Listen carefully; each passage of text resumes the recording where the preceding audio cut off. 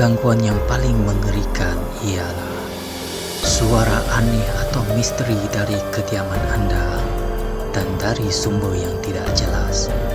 Suara tersebut mungkin berupa suara langkah kaki, orang menangis, menjerit, dan lain-lain lagi.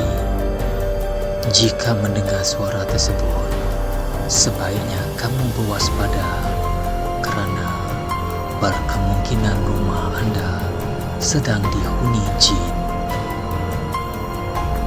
Gangguan lainnya, apabila anggota keluarga Anda tiba-tiba sakit tanpa jelas penyebabnya, berkemungkinan ini kerana gangguan jin yang ada di rumah.